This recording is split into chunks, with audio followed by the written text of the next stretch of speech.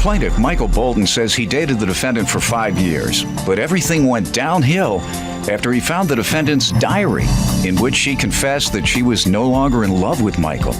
Michael claims he was heartbroken when he read that, and he's suing his ex-girlfriend today for tires, rims, and a stereo. Defendant Tamara Johnson admits that her diary ruined their relationship, and she claims that the reason she fell out of love with Michael was because he didn't want to work and instead wanted to be a street hustler. Tamara is countersuing because she claims she was forced to call the police after Michael ransacked her home and slashed her tires. Start with you. This is my ex-girlfriend, Tamara Johnson. We've been together like 5 years, and before then, I had knew her when she was young, like 8, 10 years old. We used to go together. And then like she moved out the neighborhood when she was like 10 years old. Never seen her again for about at least 15 years.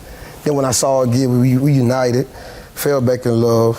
She had 2 kids, so we moved in together, took care of the kids, and everything was going good. Till one day, I had like bumped into a diary that she had. Bumped into it? Yeah, I bumped into it.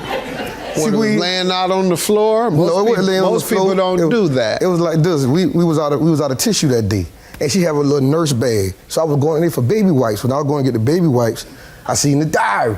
Okay. So I read the diary. Diary had nothing good to say about me, not one good thing.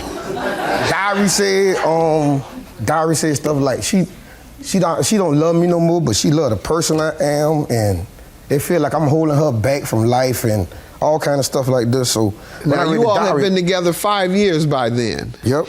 Were any of the notes, did they go back like years? It probably went back like about 6 or 7 months, something like that. So when I read that, it broke my heart. It broke my heart bad. So that same day. Did she give a reason that she didn't love you or want you or whatever? She ain't never talked to me about it. It was all in the diary. Did she say, I don't love him anymore because he's a low-down scoundrel who I think is messing with a bunch of women? No, I didn't say why. Okay. Did you mention the diary to her? No, I ain't saying nothing to her about it. But I was to ask her. I'd be like, man, you sure you want to talk to me or nothing? She'd be like, no, I got to talk to you. And I asked her sometimes. And I had to ask her sometimes too. She never knew I read it. I kept it to myself for a minute. I'd be like, man, you sure you love me? She'd be like, yeah, I love you. Okay. So one day I had to try things just to really see. She was standing up in the kitchen. So I walked by and went to kiss her, and she was like, move her head. I was like, well, why you move your head? You don't want to kiss me? She was like, nah, I just ain't knew you was about to kiss me. And then the same day that led to me leaving, she was going to work, taking the truck to work. And you know, I had a truck that you all had purchased that we had together? Yeah, you could say together because she did give me money on the truck. Okay. I bought the truck, put the truck in her name because she, she got kids and everything, and she had to go to work. And before Why'd you put it in her name if you bought it? I had love her. I ain't figured she'd do nothing like this, you know? Because of love, you put it in her name? Yep. I didn't put it in my name. I had a chance to put it in me and her name, but I didn't. Let me hear from her on the background first before we get into the car and the tires and all that you're suing her for. Yes, ma'am. Give me the background. Your Honor, yes, we were together for 5 years, off and on. This little book, my personal journal, my diary, ruined our relationship. You mind if I read it? I don't mind. Sir, the reason why my feelings and everything had died because during the 5 years, Mr. Bolton didn't want to work. Mr. Bolton wanted to hustle. Mr. Bolton wanted to be in the streets, street life.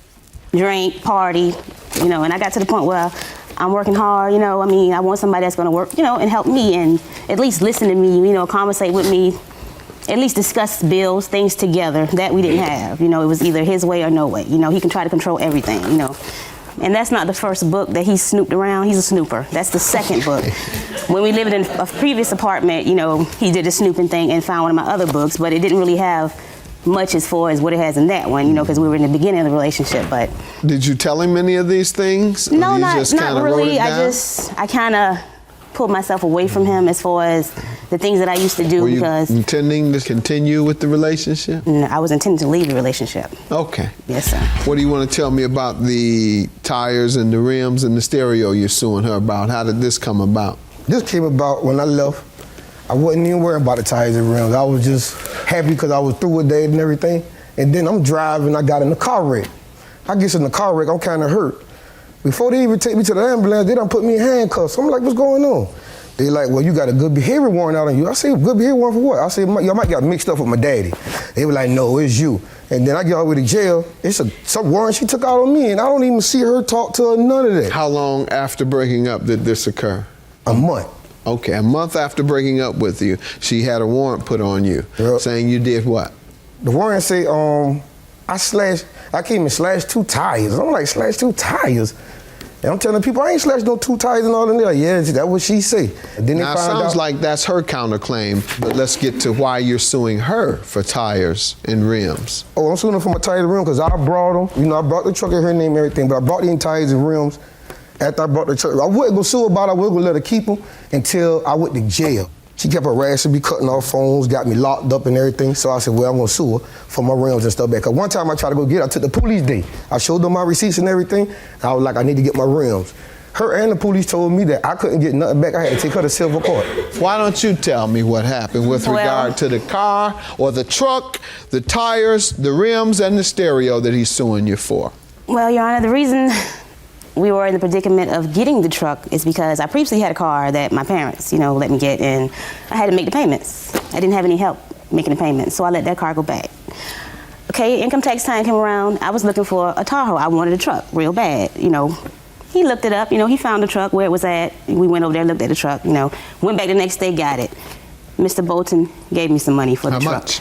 We put down $1,000, and we had to come back with $500. And how much did you put down? Altogether, I did my $500 plus the insurance that day, which was $173. Okay, that's that day. Yes, that day. Then you had car notes? $300 a month. And who paid that? We halved it up. Okay. You might have paid 1 month. So you all were kind of mixing your assets and your monies together as one. Yes. And you had lived together how long? 5 years. All right, go ahead. And the reason why he say that the police said he couldn't have his things back, because on June 13th, I had to go to work 11 to 7. We had an argument before I go to work because he wanted to take control of the truck. It's always his way or no way. Okay, well, I come outside 3 o'clock in the morning, want to take a cigarette break, and I see my truck going down the street, and his friend in the front, So I called him on the phone. I was like, what's going on? You-all's truck. Yeah, our truck, I put like that. So he was like, well, I'm sick of this mess, I'm sick of arguing with you about the truck and this and that, I'm tired of going through this, so I'm taking my rims and I'm taking my music out this truck. I'll bring your truck back in 30 minutes, And I was like, cool, where's my child? Oh, he back here, he sleep, I'm like, well, let me talk to him. My child wasn't with him. So I waited about 30 minutes, to see if he was gonna bring the truck back, because I'm like, I'm done, okay. He didn't come. So I called my witness there, Ms. Rawlinson, to pick me up and take me to at least check on my child. I didn't care about the truck. I was worried about my child. Okay, so we speed, way across town to get to my house. Well, I go in the house. My house is ramshacked. TVs, all kinds of stuff. You say my house? Well, our house, but it's, our house. It's you ramshacked. all mixed your monies up for 5 years. We did, yes. And yes, now we did. I'm hearing you all say mine. Our house then. All right, let's get to what he's suing you about and what you're countersuing him about. I'm countersuing for emotional distress because he left my child, my 5-year-old child. You also are suing him for tires. Vandalism. Well, that happened after. He took the truck. We ran, we came up on where they were with the truck. This is after I went to my house and my child was alone, 5-year-old by herself. He slashed him, how do you know? Well, I'm assuming it was him because I took the truck back. When the police gave me the truck, they made his friend give him the rims and tires out of the, the shed or whatever, and they put 2 flat tires on the truck. All right. The value of the tires, the rims, and the stereo, do you have them today? And ma'am, do you have any receipts? I have the receipt for the vandalism where I had to make a claim to my insurance company. And quite frankly, you all are suing for about the same amount. Yeah, pretty much. So, you can stop looking, man. We're done. You're suing for the same amount, pretty much. You've lived together for 5 years. You mix your income together. You mixed your bills together. Now, 5 years later, when you break up, the circumstances I've heard indicate that you all were living in a common law marriage. If I were considering a divorce of a marriage, in most cases, they add up all the assets and they divide it in half. I'm not going to do all this nickel and dime adding up to determine which party is owed what. I'm going to cut it in half. You get $1,500, you get $1,500. Have a good day. That's my judgment. Wants to hang out, drink, smoke, and party all the time. I've been working for 2007 and 2008. I got income tax papers and everything showing that I've been working. I don't know where she get the allegations from. I guess that's the best to make her look good. But I got proof showing I work. Ain't nothing gonna happen. Glad I'm it's glad over. she threw up my life. She can't really do too much no more to me. Since all the rims off she care about, she could figure she could have them.